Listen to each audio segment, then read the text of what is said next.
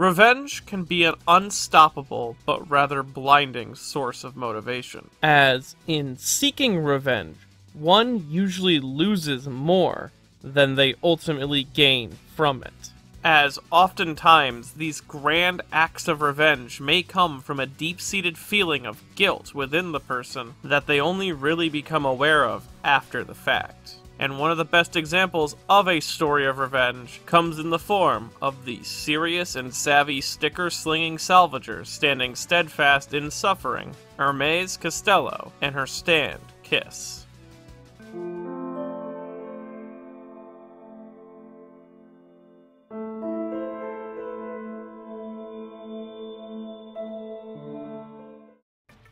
Ermes Costello is one of the major supporting characters during the main story of Stone Ocean, being one of the first people that Jolene meets in jail, who goes on to be one of, if not her closest ally throughout the entire events of the park. Though what makes her unique amongst the residents of Green Dolphin Prison is Ermes was intentionally trying to end up there, even getting multiple cosmetic surgeries in preparation for her imprisonment. The reason for this is resting within the walls of the prison, that being a man she needed to get her hands on. Though before we get too deeply into that, let's first discuss the meaning behind her name and design. Ermes Costello is a name that matches up great with both Part 6's naming theme, but also the naming theme of the series as a whole, as it is comprised of both a fashion brand name and a musical reference. Firstly, we'll start with her given name, Ermes, which comes from the French luxury fashion brand Hermes, which was established in 1837 by Thierry Hermes, and the brand itself specializes in leather goods, jewelry, and other lifestyle accessories. Now, the spelling of the brand name is actually closer to the Greek god Hermes, though it is pronounced Hermes, though Araki may have partly used the Greek god in Hermes' own backstory, as one of the roles of Hermes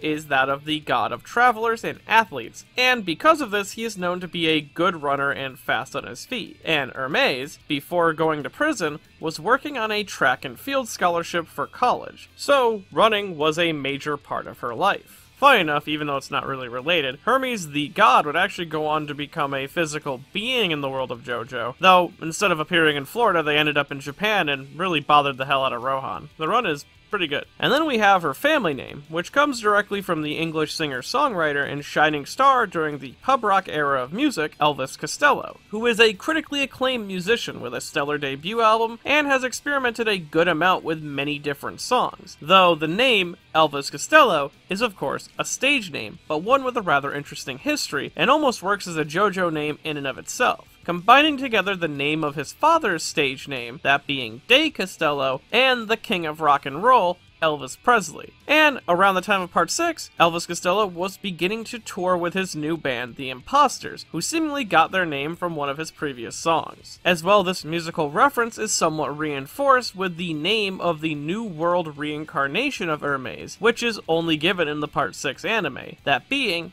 Elvis Costello. Now, design-wise, Hermes seemed to have gone into development with the idea of making a character who looked tough. Someone who at a glance feels like they could hold their own in a fight and take a punch, which Araki believes that he succeeds in, with many fans on the Japanese side of the fanbase referring to Hermes as Anaki or Big Bro in the same endearing way they do with other Big Brother characters in the series. And I feel one aspect of her design that really helps reinforce this element of her character is her face tattoos, which she must have gotten done during her path to revenge based on her appearances in her backstory in both the anime and manga. And while it's likely just another one of Araki's eccentricities, they do partly remind me of, and might be in reference to, a facial tattoo style that I'll probably butcher the pronunciation of, called kakani, which is a specific traditional tattoo style practiced by North American Arctic Inuit women, and function as a sign of family and maturity. And the reason I mention it is that Araki isn't opposed to using Native American symbols and designs when working on characters for JoJo that tend to often hold some sort of spiritual meaning. Though I say this, the idea of Hermes having some sort of facial markings may have also been inspired by the live performance sensation Kiss, who have established an identity around their face paint and have direct ties to Hermes as a character,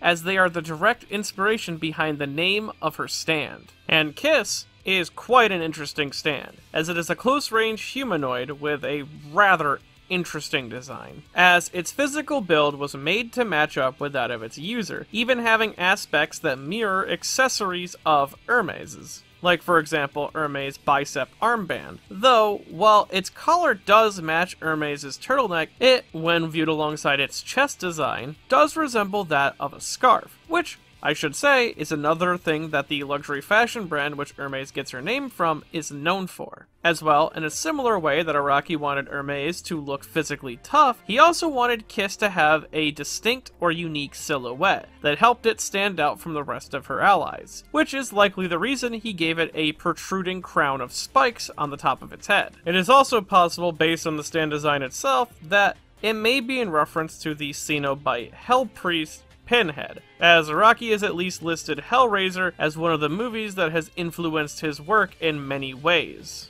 Though the most noticeable detail about the stand is that its entire body is covered in stickers. These stickers are created by the stand itself and released from either its or Ermes' own palm. They are directly tied to the major ability of Kiss as well, that being duplication. How duplication works is any object that has had Kiss's sticker applied to it will spawn an exact replica of itself. This includes any content found inside the replicated object as well, best seen when a partly filled glass bedpan is duplicated. These duplicated objects also seem to exist in their own right and aren't specifically tied to the original object, allowing you to move one away from the other without any real issue. As well, the ability isn't locked to just objects, as it can affect and be applied to people as well, though on a much smaller scale. As if Ermes is to place a sticker onto someone's arm, for example, the sticker will produce an exact replica of that arm that can then be controlled in a similar manner to a regular arm. As well, if the replicated body part is, for example, a tongue, it will also begin to replicate the voice of the person speaking using that tongue. Though, this does bring up a good aspect of the replicating ability itself, as it seems that intention matters when applying the sticker, as sometimes Ermes makes a completely detached part of the body, while other times the copied bodied part is left still attached. Though it would seem that the default state of Kiss is if object, then detached copy, if person, then attached copy, based entirely off of her unconscious usage of the stand. Though once the sticker is removed, either by Ermes, someone else, or natural causes, the two objects will fly back towards each other with a powerful force, no matter how far apart they are. And even if the copy object is damaged, every piece of it will return to the original, even breaking through people to ensure that the reunion occurs. And it is this feature of the ability that opens up such a versatile moveset for the stand, as you can use it offensively in order to harm someone who's caught between them, or defensively to trap someone, and if you grab onto a copied object, you can use its pulling motion in order to get around, because no matter what is trying to weigh it down, the object will move completely unimpeded. Though, such a powerful attraction force carries with it an immense amount of energy, and once the two pieces connect, a destructive fissure occurs within the object, breaking it in some way, which can very easily injure a body part that has been duplicated, or of course, breaking the object that is reunited. Though, to be completely honest, the rules of the stickers tend to change by the fight, as sometimes the replicated object will spawn with a unique sticker of its own,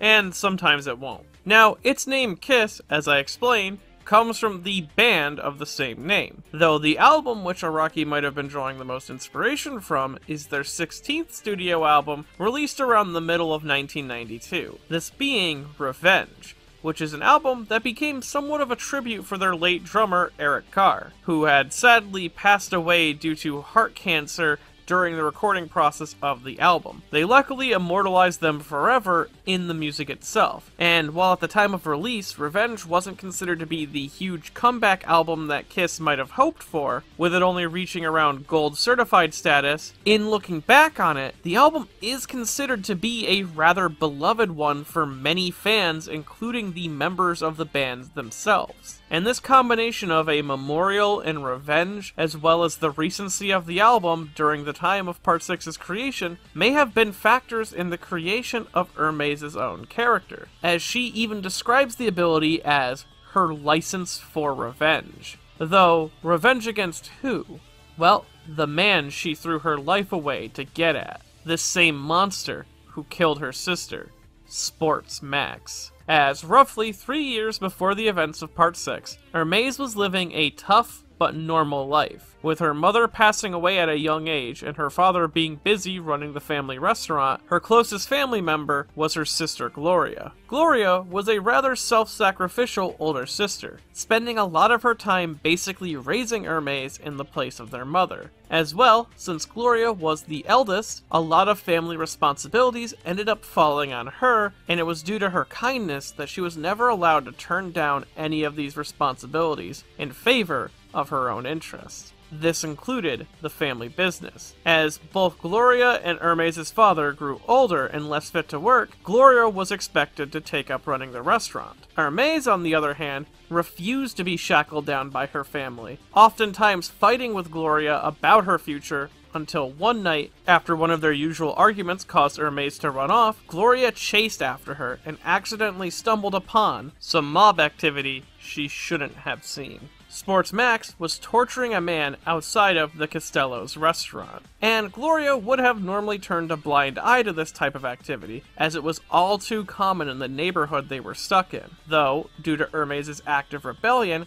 she caught the ire of Sports Max, believing her to be a witness to his crime, and out of fear for her sister's life, Gloria drew his attention instead, confronting him on the matter and even reporting the scene to the police. This event spiraled into a massive investigation which, sadly due to police negligence, left Gloria completely helpless to Sports Max's own wrath. She would be killed soon after, and all evidence of Sports' involvement would be destroyed. Though, her report that day would lead to Sports Max's own arrest, with him being granted a hefty 5 years in prison.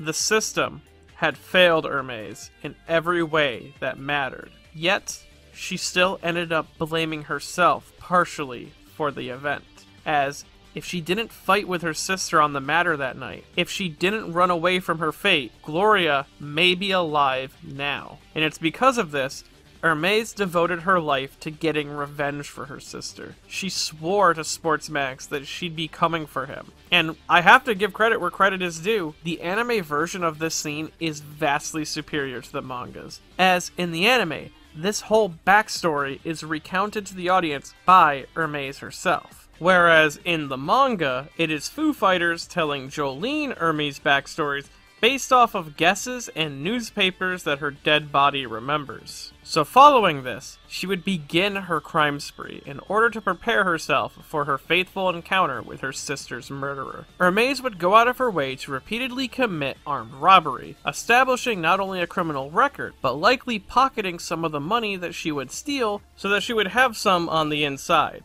even going so far to get breast surgery in order to have a small pocket insertion under her armpit where she could place money into so guards wouldn't be able to find it. She was also slowly becoming a veteran of prison life, though eventually her repeat offenses would finally accumulate into a hefty 8-year sentence at Green Dolphin. Though, in her transitionary period between a holding cell and Green Dolphin proper, Ermes would stumble upon a small locket, which all but called out to her. This being the same one that Jolene's father left for her, which contained within it a segment of the stand arrow, and likely sensing her powerful desire, the arrow sliced open Ermes' palm and granted her a stand. And it is this stand that she learned to master, in order to entrap Sports Max and ensure her sister's soul could rest in peace. Though this revenge wasn't something that she could claim on her own, as even though she was able to track down Sports Max and seemingly kill him, she could never have accounted for Sports Max's own stand,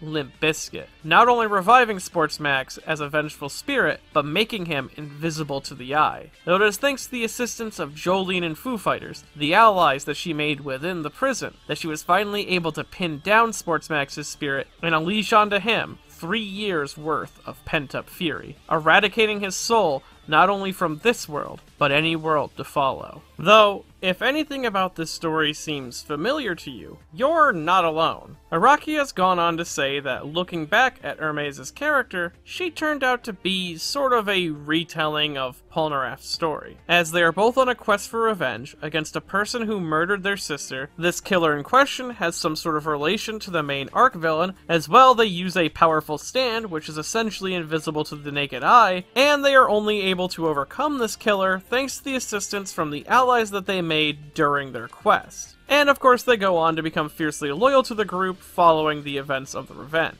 which I believe is overall fine, as Ermes and Polnareff are still very different characters. One great separation between the two is Ermes is a lot more openly selfish early on for very understandable reasons, like taking on the Marilyn Manson bet for $1,000 just to play catch, as having money in the prison is really important, and she doesn't have anyone on the outside that she can really rely on. While she's grown to like Jolene, they aren't exactly besties either. Ermes' almost selfish need to look after herself over anyone else is what makes her selfless loyalty to Jolene and her friends near the end of the story hold that much more weight, as she found a new family she can rely on and will do anything to protect. Though, unfortunately for her, Araki seems to have taken this as a challenge, as following the defeat of Sportsmax and the escape from the prison, Ermes becomes basically Stone Ocean's punching bag, as if she is involved in a fight,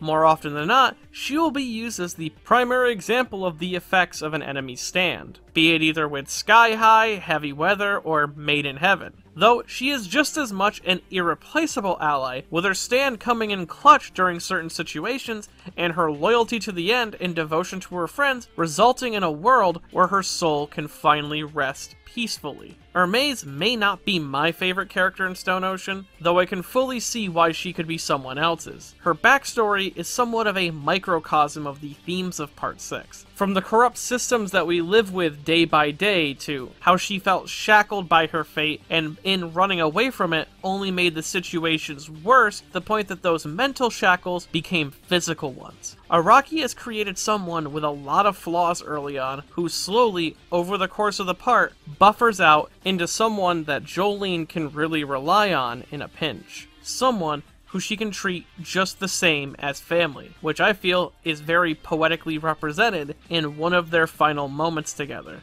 When Ermes returns during the Sea Moon fight, she returns alongside Jolene's literal father. She has become Jolene's family, and it is this bond that can transcend world, allowing the two to reconnect in the new world. Because, at the end of the day, a found family can be just as real as any blood one.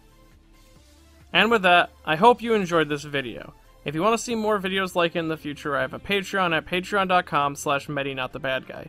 Every little bit helps keep this channel flowing as smoothly as it does. And if you want perfect stand stats the same as Kiss's own, well, the best way you can do so is buying a copy of Shimonetta, a boring world where the contradictory jokes doesn't exist at buyshimonetta.com. Man, what was up with Jojoli and Ermes?